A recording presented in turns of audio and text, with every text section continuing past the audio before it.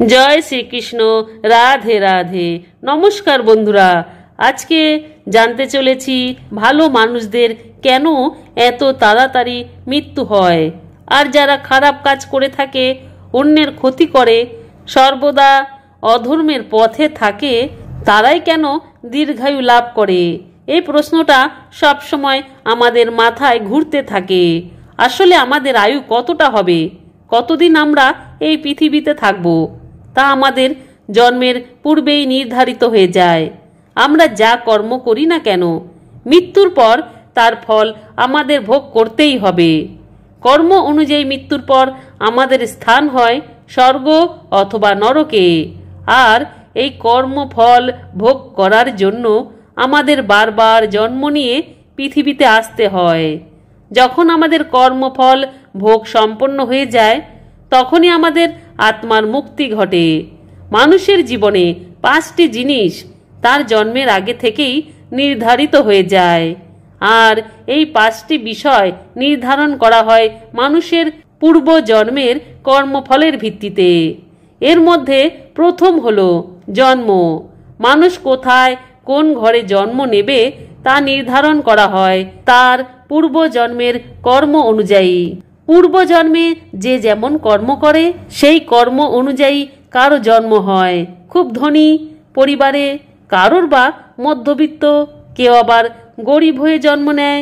কেউ কেউ এমন ঘরে জন্মায় যেখানে ধন সম্পত্তি থাকলেও তার কোনো সম্মান থাকে না। কেউ কেউ তো আবার আপনজনের ভালোবাসা থেকে বঞ্চিত হয়। কেউ কেউ জন্ম থেকেই পিতৃমাতৃহীন হয়ে যায়। তাই দ্বিতীয় জিনিস হলো বিবাহ। অনেক ক্ষেত্রে এমন হয়, কোনো ব্যক্তি যাকে বিবাহ করতে চায় তার সাথে তার বিবাহ হয় না, অন্য কোনো অপছন্দের মানুষের সাথে তার বিবাহ হয়ে যায়। আবার কারোর কারোর ক্ষেত্রে পছন্দের মানুষের সাথে বিবাহ হলেও সে তার সাথে সুখে থাকতে পারে না। এই সবই হয় পূর্বজন্মের কর্মের জন্য। তৃতীয় হলো আর্থিক অবস্থা। কর্ম অনুযায়ী সকলের আর্থিক অবস্থা সমান হয় না। কারোর কাছে প্রচুর সম্পত্তি থাকে, কেউ পূর্বপুরুষদের সম্পত্তি লাভ করে, কারোর আবার দুবেলা দুমুঠো পেট ভরে খাওয়া মতো আর্থিক সামর্থ্য থাকে না। কেউ প্রচুর পরিশ্রম করে, বিনিময়ে উপযুক্ত পারিশ্রমিক সে পায় না। আবার কেউ কেউ অল্প পরিশ্রম করেই সফলতা পেয়ে যায়। কারোর আবার অনেক অর্থ সম্পদ থাকলেও সেই সম্পদ সে হারিয়ে ফেলে। কারোর ভাগ্যে হঠাৎ করে ধন প্রাপ্তি হয়। এই সবই হলো পূর্বজন্মের কর্মের ফল। চতুর্থ হলো বুদ্ধি। সকল মানুষের শারীরিক গঠন একই রকম হলেও কেউ জন্ম থেকেই হয় বিদ্বান, কেউ আবার হয় মূর্খ। আমরা সকলেই পরীক্ষায় সফলতা পাওয়ার জন্য পড়াশোনা করি, কিন্তু দেখা যায় বছরের শেষে কেউ প্রথম হয়, কেউ হয় অকৃতকার্য। যার বুদ্ধি বেশি, স্মরণ শক্তি ভালো, সে পরীক্ষায় ভালো ফল করে। আবার জন্ম থেকে কেউ হয় অতিরিক্ত চালাক, আবার কেউ বা বোকা, আবার কেউ সরল সাদা সিধে। এই সবই পূর্বজন্মের কর্মের ফল। পঞ্চম জিনিসটি হলো মৃত্যু। প্রতিটা মানুষের মৃত্যু কবে, কোথায়, কিভাবে হবে তা তার জন্মের পূর্বে নির্ধারণ করা হয়। কার মৃত্যু কত তাড়াতাড়ি হবে, কে দীর্ঘায়ু লাভ করবে, এই সবই আগে থেকে নির্ধারণ করা হয়ে থাকে। তবে ইহজন্মের কর্মের উপর ভিত্তি করে তা একটু দীর্ঘায়িত বা সংক্ষিপ্ত হয়ে যায়। এবার আসি ভালো মানুষদের মৃত্যু কেন তাড়াতাড়ি হয়ে যায়। ভালো মানুষের সাথে কেন খারাপ হয়, খারাপ মানুষ কেন ভালো থাকে। আমরা প্রায় একটা কথা শুনে থাকি যে ভালো মানুষদের ভগবান তাড়াতাড়ি নিজের কাছে ডেকে নেন, কিন্তু ভালো মানুষেরই তাড়াতাড়ি কেন মৃত্যু হয়। আসলে পূর্বজন্মের কর্মফল ভোগের জন্যই আমাদেরকে এই পৃথিবীতে জন্ম নিতে হয়। আমাদের আয়ু কতটুকু হবে, কতদিন আমরা এই পৃথিবীতে বাস করব, তা আমাদের জন্মের পূর্বে নির্ধারিত হয়ে যায়। এমনকি মৃত্যুর পর আমরা মনুষ্য জন্ম পাবো নাকি, কোনো পশু বা কীট পতঙ্গ রূপে জন্ম নেব নাকি, তাও আমাদের মৃত্যুর পূর্বে নির্ধারিত হয়ে যায়। পৃথিবীকে বলা হয় মৃত্যুলোক। ভগবান অপ্সরাদেরও নিজের কর্মফল ভোগের জন্য এই পৃথিবীতে জন্মগ্রহণ করতে হয়েছে। তারা এই মৃত্যুলোকে জন্ম নিতে চায়নি, কারণ এখানে জন্ম নিলে জীবনে নানা রকম দুঃখ, কষ্ট, যন্ত্রণার মধ্যে দিয়ে যেতে হয়।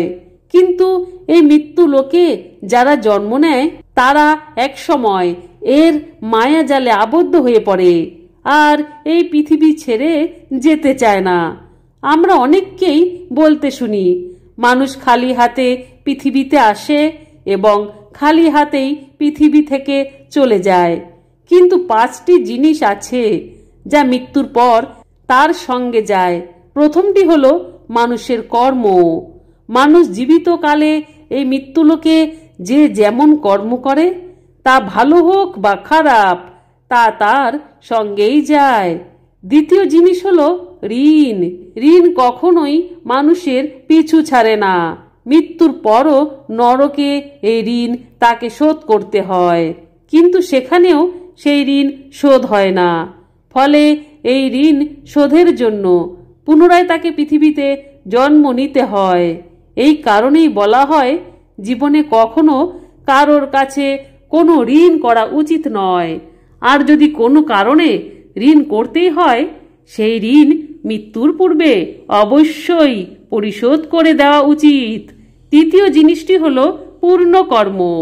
অনেক সময় এমন হয় আমরা কোনো বিপদে পড়ি, তখনই হঠাৎই কেউ এসে আমাদের বিপদ থেকে উদ্ধার করে, বা কোনো জিনিসের আমাদের প্রয়োজন হয় যা কোনোদিন আমরা পাবো আশাই করিনি। আকস্মিকভাবে আমরা সেই জিনিসটি পেয়ে যাই। এর কারণ হলো পূর্বজন্মে আমাদের করা পূর্ণ কর্ম। পূর্বজন্মে আমরা যদি পূর্ণ কর্ম করে থাকি এবং অনেক দান করে থাকি, তার ফল আমরা এই জন্মেই পেয়ে যাই। পরের বস্তুটি হলো কামনা বা আকাঙ্ক্ষা। কোনো মানুষ যদি তার কোনো আকাঙ্ক্ষা বা কামনা অপূর্ণ রেখে মারা যায়, বা মৃত্যুর পূর্বে সে যদি কোনো কিছু পাওয়ার কামনা করে, তবে সেই অপূর্ণ কামনাটি তার সঙ্গেই পরলোকে যায়।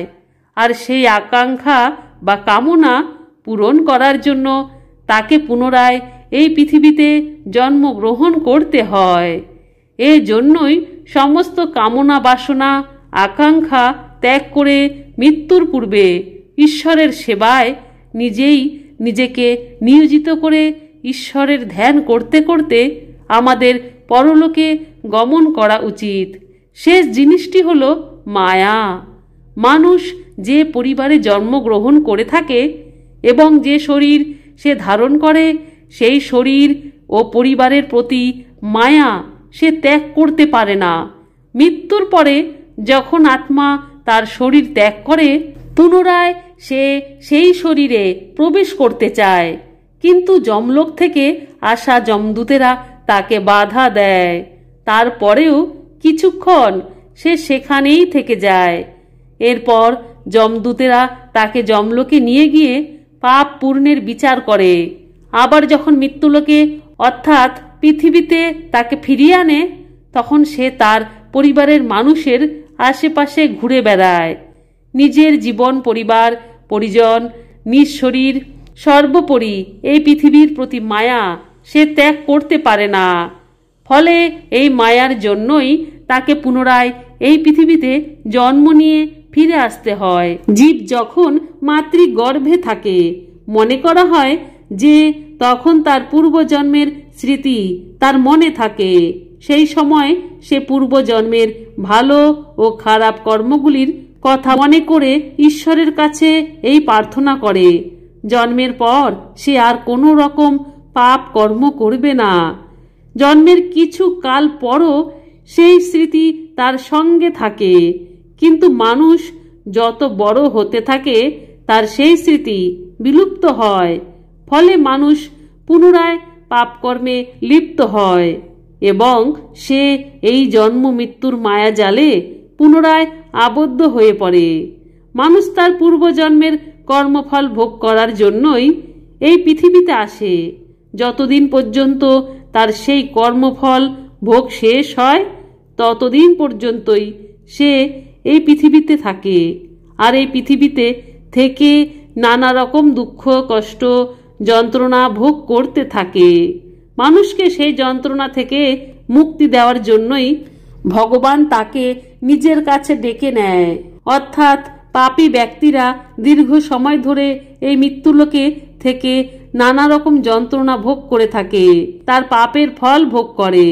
অন্যদিকে পুণ্যাত্মা ব্যক্তিদের কর্মফল ভোগ সম্পন্ন হলে তাদের যাতে আর দুঃখ কষ্ট সহ্য করতে না হয় তার জন্য ভগবান তাকে নিজের কাছে ডেকে নেয়। এই জন্য ভালো মানুষের মৃত্যু আগে হয় এবং পাপী ব্যক্তিরা দীর্ঘায়ু লাভ করে। এখন একটি ছোট কাহিনীর মাধ্যমে জানতে চলেছি ভালো মানুষের সঙ্গে কেন সর্বদা খারাপ হয় আর খারাপ মানুষের সাথে কেন ভালো হয়। ভালো মানুষের মৃত্যু কেনই বা তাড়াতাড়ি হয়। একদিন এক গুরুর দুই শিষ্য ছিল। একজন ছিল ভীষণ ধার্মিক। তিনি সর্বদাই পুজো অর্চনা করতেন, অসহায়দের দান ধ্যান করতেন এবং সর্বদা খাদ্য গ্রহণের পূর্বে ভগবানের নাম জপ করতেন। অন্য আরেকজন ছিল খুবই অধার্মিক। সে মানুষের ধন সম্পদ চুরি করত, সর্বদা অসৎ কার্যে লিপ্ত থাকত, নেশা করত। একদিন দুই শিষ্যই গুরুর কাছে আসে। সেখান থেকে নিজ গৃহে ফেরার পথে ধার্মিক শিষ্যের পায়ে প্রচণ্ড আঘাত লাগে এবং তার পা থেকে রক্তক্ষরণ হতে থাকে। অন্যদিকে অধার্মিক শিষ্যটি পথের মধ্যে ধন সম্পদে ভর্তি একটি থলি পায়। এসব লক্ষ্য করে ধার্মিক শিষ্য গুরুকে প্রশ্ন করে, হে গুরুদেব, আমি সবসময় ধর্মের পথে থাকি, কখনো অসৎ কার্য করি না, অসৎ সঙ্গে লিপ্ত হই না, তাও দুঃখ দুর্দশা কখনোই আমার পিছু ছাড়ে না। এমনকি আজ আমার পায়ে আঘাত লাগলো, রক্তক্ষরণ ঘটল, কিন্তু আপনার অপর শিষ্য যে সর্বদা অধার্মিক কাজে লিপ্ত থাকে, অসৎ কার্য করে, সে সর্বদা সুখে থাকে। এমনকি আজ তার প্রচুর ধন সম্পদ প্রাপ্তি ঘটেছে। এমনটা কেন হয় গুরুদেব? তখন গুরুদেব বললেন, এ তোমাদের দুজনেরই কর্মের ফল। আসলে তুমি পূর্বজন্মে একজন অধার্মিক ব্যক্তি ছিলে, নানা ধরনের অধর্মমূলক কাজে তুমি লিপ্ত ছিলে, কিন্তু এই জন্মে ধর্মের পথে চলায় তোমার সেই সকল পাপ খণ্ডন হয়েছে। পূর্ব জন্মের পাপের কারণে আজ তোমার একটি পা কেটে বাদ যাওয়ার কথা ছিল, কিন্তু ধর্মের পথে চলার জন্য তোমার সামান্যতম আঘাত লাগে। আমার অন্য শিষ্যের পূর্বজন্মের ধার্মিক ও শুভ কার্যের ফলে আজ তার রাজা হওয়ার যোগ ছিল, কিন্তু এই জন্মে নানা রকম অধার্মিক কার্যে লিপ্ত থাকার জন্য পূর্বজন্মের সমস্ত পূর্ণ খণ্ডন হয়েছে আর তার কেবলমাত্র সামান্যতম অর্থপ্রাপ্তি ঘটেছে।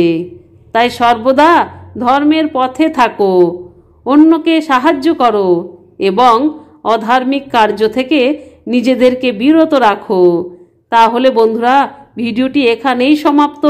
সকলেই ভালো থাকবেন, সুস্থ থাকবেন। নতুনত্ব কাহিনী পেতে অবশ্যই চ্যানেলটি সাবস্ক্রাইব করে পাশে থাকবেন। নানা রকম ভক্তিমূলক কথা, ব্রত কথা, বিভিন্ন ভগবানের কথা শ্রবণ করবেন। কমেন্টে অবশ্যই জয় শ্রীকৃষ্ণ লিখতে মনে রাখবেন। ধন্যবাদ।